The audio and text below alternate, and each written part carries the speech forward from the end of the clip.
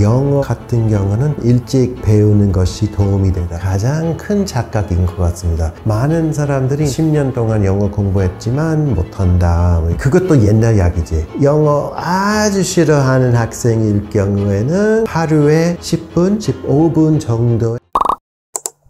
지식인사이트 구독자 여러분 안녕하십니까? 저는 로버트 파우저이라고 합니다. 고려대학교 영어교육과에서 외국인 교수, 서울대학교 국어교육과 교수 했습니다.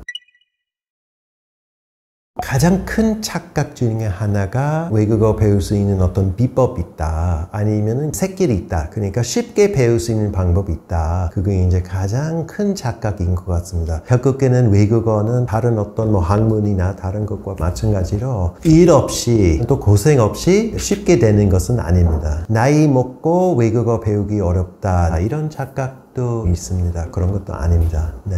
가장 중요한 부분이 자기 성격에 맞는 방법, 영어든 다른 외국어도 그렇고 자기 성격이나 자기 어떤 생활 흐름에 맞는 그런 어떤 방법을 개발하는 게 가장 중요합니다. 어떤 책에서 뭐 이런 방법이 가장 효과적이다, 이런 방법이 이제 가장 효율적인 그런 것보다 본인에 맞는 방법을 만들어야 되는데, 외성적인 사람은 뭐 말해보고 또 여행하면서도 적극적으로 말해보려고 하는 사람도 있는 반면에, 내성적인 사람은 독해나 듣기 그런 식으로 이렇게 외국어 접근하는 것도 편하기 때문에 자기 성격, 자기 생활 흐름에 맞게 자기 나름의 공부법 개발하는 것이 가장 중요하다고 생각합니다. 말하기하고 쓰기는 생산적인 기능이라고 분류하고, 읽기하고 듣기는 이제 수동적인 기능, 이렇게 전통적으로 분리하는데, 내성적인 사람, 말하는 것을 어렵게 느끼는 사람들한테는 독해나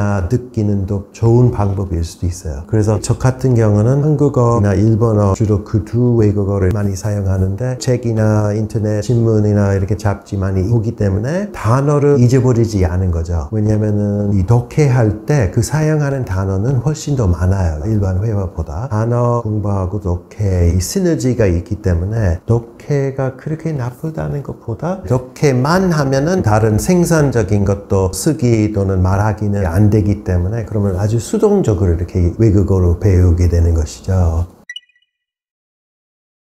제가 일본에서 교수하면서 한국 수능에 대한 연구 많이 했습니다. 왜냐하면 당시에 일본에서 듣기 문제를 도입할까 말까, 그게 이제 검토하는 시대였기 때문에 한국에서 어떻게 하느냐. 일단 수능의 독해 문제가 너무 짧고, 그리고 듣기 문제에 조금 적습니다. 그리고 사실은 그 독해 문제 있고, 독해 문제를 통해서 문법 시험이 되는 거죠. 문법하고 단어 이해, 쓰기도 없고 말하기도 없고, 그러면은 말하기는 도입하기가 어렵다는 것을 이해하는데, 쓰기는 어떨까요? 지금 AI가 있고 앞으로는 조금 더 이렇게 AI의 도움을 받으면서 생산적인 기능에 대한 시험, 그런 부분은 앞으로 수능에 이렇게 추가하면, 물론 그게 인기 없는 소리 될 수도 있어요. 왜냐면 이게 이제 학생한테도 부담이 커지는 것인데, 외국어 교육적인 그런 입장에서 보면 수동적인 기능만 이렇게 시험이 되기 때문에 그게 이제 자연스럽게 또 이렇게 학교에서도 연습하지도 않고 약간 의미가 이제 없어지는 거죠. 그럼 이제 앞으로는 예를 들어서 수능에 쓰기 문제가 있다. 그럼 그렇게 하게 되면은, 그럼 학교에서도 쓰는 연습도 많이 할 거고, 말하기도 마찬가지로, 회화 마찬가지로 이렇게 그런 연습 많이 할 것이 있기 때문에, 그러면 조금 더 이렇게 양적, 생산적인 기능하고 이제 수동적인 기능에 균형 있는 영어 교육은 기대할 수 있지 않을까, 그렇게 생각합니다. 그래도 문법 내용도 있고, 그리고 듣기도 있고,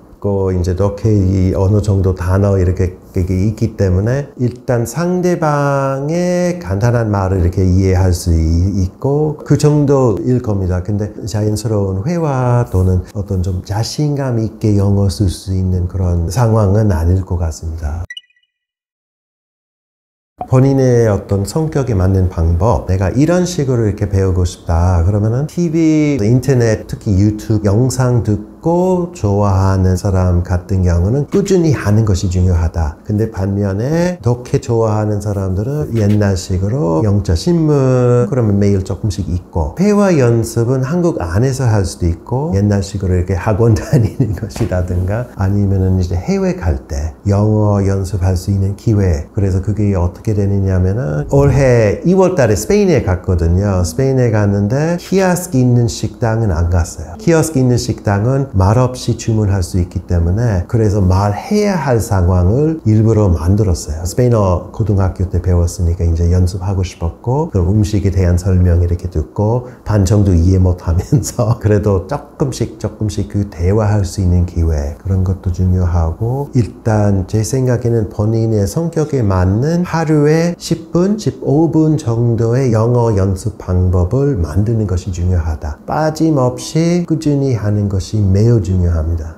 저도 이제 스페인에 가서 대화가 이렇게 차질이 생기면 상대방은 영어로 해주는 경우가 많아요. 그래서 그럴 경우에는 너무 이렇게 위축되고 막 상하고, 그런 대신에 일단 영어로 대답하고, 그리고 왜 그렇게 대화가 그렇게 되는지를 분석하고, 그런 다음에 조금 더 이렇게 스페인어를 열심히 해야 되겠다는 그런 부분, 그 좌절감이나 어떤 위축되는 어떤 마음은 본인의 외국어에 대한 기대, 외국어 학습 방식에 대한 알 수 있는 기회 로 생각하시면 될 것 같아요. 그래서 왜 좌절을 했는지 이렇게 생각하는 것도 중요하고, 그 다음은 이런 것도 있어요. 제가 한국 올 때 일본에 갈 때도 그렇고 첫 24시간은 조금 말이 더듬더듬 나와요. 왜냐면 안 쓰기 때문에. 갑자기 이렇게 인천공항에 내려가지고 다 한국어인데 조금 말이 더듬더듬. 그래서 그게 이제 좌절하지 않고, 외국어는 파도가 있다는 거, 이것 좀 인정하고 넘어가서, 그러면 일주일 후에는 이제 조금 더 이렇게 옛날 실력이 회복이 되고, 많은 사람들이 이제 10년 동안 영어 공부했지만 못한다 이런 어떤 옛날에 생각이 많이 있었는데, 그것도 옛날 이야기지. 왜냐하면 그 옛날은 들어오지 않아요. 옛날은 안 들어오고, 지금 중요한 것은 이 시점에서 뭘 할 수 있는지, 하루에 이제 15분, 10분 영어 어떻게 좀 공부할 수 있는 시간을 좀 확보하고, 최소한 꾸준히 몇 분 이렇게 잡고 하는 것이 중요합니다.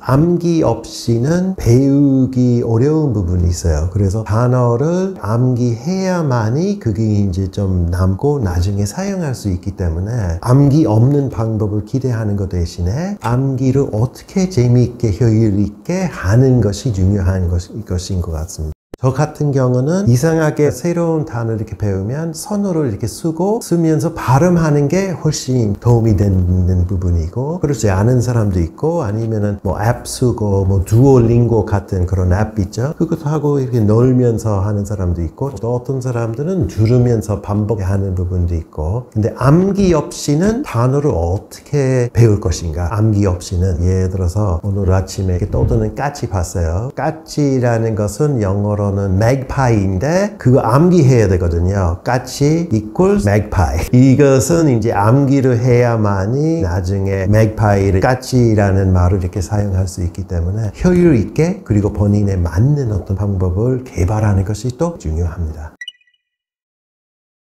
발음 부분은 일찍 배우는 것이 도움이 되지만, 영어 같은 경우는 지금 발음이 얼마나 중요할까. 영어는 좋든 나쁘든 이렇게 글로벌적, 국제적인 어떤 공통어의 역할을 하게 됐기 때문에, 사실은 수많은 사람을 영어를 통해서 이렇게 의사소통 이렇게 하고, 그 와중에 누가 발음이 더 원어민에 가깝고 누가 발음이 더 좋은지, 이 얘기는 사실 별로 상관없어요. 그냥 자기 말하는 것은 부드럽게 마찰 없이 통하면은 되는 거 아니냐. 예를 들어서 미국 R 발음을 이렇게 아주 원어민 똑같이 이렇게 안 해도 되잖아요. 왜냐하면 프랑스 사람, 이탈리아 사람, 중국 이렇게 한국 사람 다 이렇게 R 발음에 차이가 있기 때문에, 그런 발음의 어떤 섬세한 부분까지 신경 안 써도 되는 것 같은 느낌이 있기 때문에, 그래서 그러면 영어 대신에 뭘 하겠냐. 제 생각에는 영어 대신에 다른 과목 하면 하면 어떨까? 예를 들어서 국어 조금 더 엄격하게 그거는 조금 비중을 좀 높이고 근데 국어도 언어 있기 때문에 뭐 독해도 있고 뭐 표현도 있고 뭐 쓰기도 있고 그런 거 다 있기 때문에 그거에 대한 비중을 높이면서 중학교에서 영어 시작하면 언어에 대한 맛은 그거를 통해서 이제 보게 됐고 그럼 영어는 또 이렇게 재미있게 할 수 있지 않을까. 어릴 때 발음 배우기 쉽다는 그 이론이 조금 시대에 뒤떨어진 거 아닌가 이렇게 생각합니다.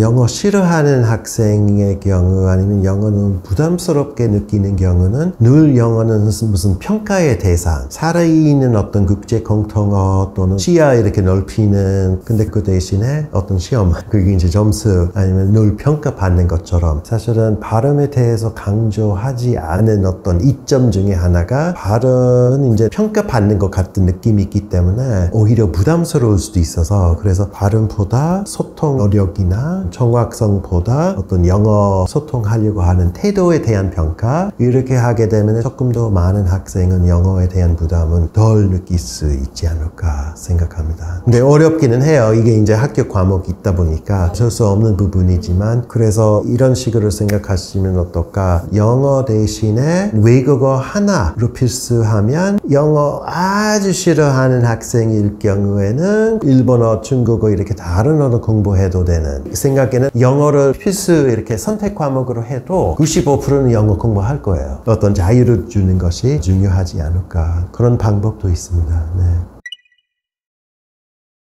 이점이 많습니다. 그러니까 외국어 배우면 일단 시야가 넓어지는 거죠. 그러니까 시야가 넓어진다는 것은 사고방식이 각 언어가 이제 어떤 세계관이 있고 그리고 사고방식, 이제 문화적인 어떤 사고가 이렇게 담아 있는 거고 한국 같은 경우는 사이의 노래가 오빤 강남스타일 그러니까 강남스타일이라는 노래 안에 오빠이라는 말은 또 문화적인 것도 반영되고 있고 한국에서 이제 오빠, 형, 뭐 누나 뭐 이렇게 친구 같은 관계인데도 그래도 약간 이 나이 차이가 있기 때문에 그런 것도 한국 문화 반영되는 부분이고 그런 거 배우면서 새로운 어떤 세상이 생기는 거죠. 그래서 언어를 통해서 새로운 세상을 접하고 본인의 시야가 넓어지기 때문에 그런 것은 이제 자기 문화 포함해서 이제 세계 그 자체, 세계를 보는 어떤 열린 태도로 세계를 보게 됐고 그런 걸 많이 도움이 되는 것 같습니다. 저는 외국어 이렇게 많이 배웠기 때문에 귀중한 자산이라고 생각하고 그리고 상대방의 입장도 이해하기도 되고 그리고 모든 것은 제 가치관에 통일하지 않다. 다른 가치관도 존재하고 있다. 그 다른 가치관은 제가 동의하지 않아도 일단 존중하고 인정하고 이렇게 그러면은 그거는 결국에는 우리가 이 좁은 지구에서 그래도 산다. 같이 산다. 그러면 그것도 세계 평화의 어떤 도대 될 수도